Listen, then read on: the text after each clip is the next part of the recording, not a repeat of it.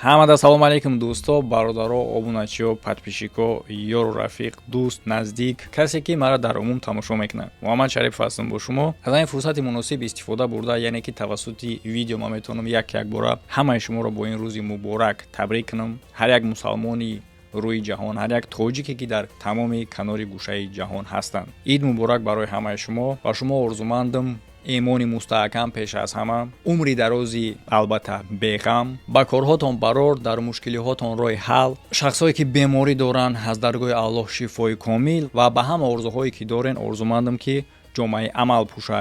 Як бори дигар ид муборак ҳаматонда. Мутаассифона ман дар канори шумо нестам, ҳамроҳтон ид гарда кунам. Хай айтани ма бикунед, қабулай.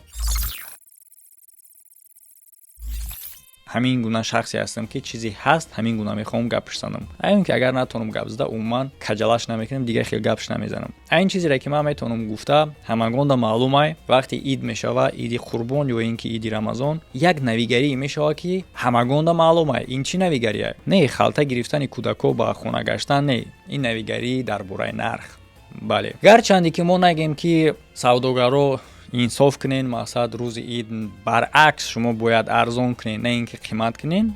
Лекин як гапай меган ки вақте ки талабот ба як чиз боша, ҳамин талабот нархи маҳсулота муайян мекунад ки чӣ гуна мешавад. Аз ҳамин хотире ки мардуми мо ба бисёри савдогаро не дар рӯзи ид мутаассифона ҳама савдогаро ин кора мекунанд, медонанд ки ба тамоми маҳсулотҳое ки во доранд барои хурду хӯрок мардум ниёз дорад, то ин ки рӯи дастархоншон ороиш битиҳанд ва дигар бародарро даъват кунанд, як рӯзи хуб бигзаронанд. Ва чунин дастархон хичонам дар хонашон мекунанд. Албатта дида ба хотири оне ки дар ин маҳсулотҳо хоҳиши калон ҳастай, нархи ӯро мебардоранд ва медонанд ки мардум наметавонад ки нахарад. Хеле ҳам кори бадай, хеле ҳам кори сахтай, хеле ҳам одам бояд ки дарунашда ягон санги калон боша ки чунин кора кунам аст дар рӯзи ид, ки баръакс ин рӯз рӯзи хайре. Ман шахсе ҳастам ки мехоҳам чунин системаҳоро баръакс кунам, чунин системаҳоро бишканам. Чӣ гуна ки шумо медонед бародаро, ман курси блогерӣ дорам. Дар иди гузашта 66% тахфиф эълон кардам. Дар ҳамин идам дӯсто, чӣ гуна ки дигар чизҳоро агар нақша вардоранд, ман наоборот баръакси кори ино мекунам. Як бигем зиддият нишон метиҳам ба чунин корҳо.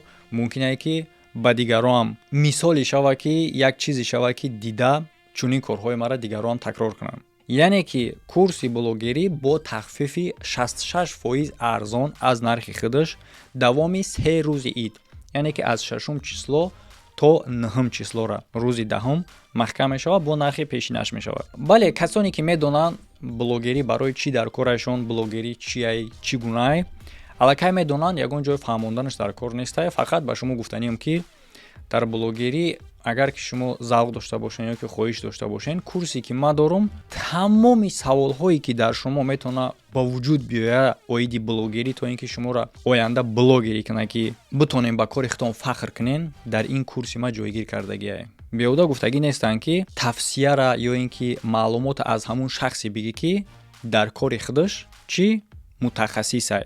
Бале, ман шахсе ҳастам ки зиёда аз давоми 8 сол чунин таҷрибара дар кори худам кардагим, тафтиш карда, санҷида, баромада ва тамоми ин маълумоте ки дар давоми ин қадар сол ман аз худ кардагим, ҳамаеро ман ҷойгир кардагим дар як курс. Тасаввур кунед ки шумо ин қадар солҳое ки мо гузарондем, ҳамаеро шумо чӣ дар як муддати кӯтоҳ ба даст меорен. Бефоидаи қадар солҳои худтона дароз ҳайф намекунен. Дилхоҳ саволҳое ки дар доираи блогерӣ шумо метавона ба миён биёяд, дар рафти блогер шудантон ҷавобшо шумо мегирен. На танҳо теория қатъи, яъне ки ҳамчунин савол-ҷавоб не. Ҳамчунин ма теоретически мегзарам курсора гузаштагим ва ҳамчунин практически мисол ҳам фаҳмондагим, ҳам нишон додагим дар мисол ки чӣ гуна карда мешавад. Дарсҳо хеле ҳам дарсҳои хубай, зиёда аз 50 дарсай ба фикрам агар хато накунам. Ва як чиз дигара фаромӯш накунем ки махсус гурӯҳ ҳастай, ки шумо метавонед ҳатто дар давоми курса гузаштан ё ин ки баъди курса гузаштанам ҳамешагӣ аз ма ягон чизи нофаҳмоитона пурсен. Яъне ки шумо роҳ дорем ба курс бемаҳдуд. Ба он нигоҳ накарда ки шумо дар вақти тахфиф ҳам даромадагӣ бошен ё ин ки не. Мисол тахфиф 3 рӯз давом мекунад. ин 3 рӯз давом кардан маънои ӯро надорад ки шумо 3 рӯз роҳ дорен дар курс. Ин маънои ӯро дорад ки 3 рӯз ҳамин нарх бо тахфиф места. вақте ки шумо вориди курсиден аллакай шумо як умра дар уҷа роҳ дорен. То ба хоҳиши худтон агар набурен, шуморо ягон кас намебурора. Ва тариф ҳам ҳамин гуна ном дорад, тарифи бемаҳдуд. Барои ворид шудан ба курс дар охири видео подсказка мебуроя ва ҳамчунин айни замон хабар бигирен якум комментарияра ссилка закрепичидагиай. Дар оин ҳамаш фаҳмондагиай вақте ки ссилкаро пахш мекунед, Telegram бод мегзарен, дар уҷа ҳамаш дастурамал хуб нишон додагиай ки чӣ гуна шумо метавонед вориди курс шавед. Бале бародар, ҳамин хел саволо ҳам аст. Дама пурсидагиан ки бародар блогер шудан чӣ дар корай? Барои чӣ блогер шавем? Ҷавоби якум дар ин савол он аст бародар ки агар ки ту надони корире ки барои чӣ бошай, наша. Аҷоиб ба назар мераса ҷавоби ман. Одаме ки курс дора набояд чунин гап бигӯя. Не бародар, ма кор чӣ гуна ҳаст ҳамин гуна мегум. Яъне ки блогинг як шуғли дӯстдошта аст. яъне ки одам завқ дошта боша бояд. яъне ки тра завқат як тараф реса, дар умум надони ки блогер барои чӣ мешай, пас ту нашав. дар паҳлӯи дуюмаш барои ҷавоб додан дар саволот оне ҳастае ки блогер барои чӣ? Блогер барои мисол мара дидӣ ё ин ки дига блогерро дидӣ. барои ҳамин блогер шудан ба мисли ҳар як шахси алоҳида ҳастае. Мисол муаллимам ҳаст, муаллими бад, муаллими хуб, савдогарам ҳаст, бади хуб, блогерам ҳамчун. Чӣ гуна блогер ту мешай? Ин аз дониш ту вобастагӣ дорад, аз албатта ки таълиму тарбияи ту вобастагӣ дорад. Ва албатта ки аз курс ҳам шумо хеле чизора аз худ мекунед ки як бора интихоб кунед шумо чӣ гуна блогер мешин. Блогери мусорблогер ранги лангулию момаҷону дигаршгори. ё ин ки як блогере ки аз кору бори худтон изо накашем. бале чӣ гуна дар аввал гуфтум дӯсто, блогерӣ ин шуғли дӯстдоштае ҳастае ки ту аввалан бояд сидқан бихоҳӣ.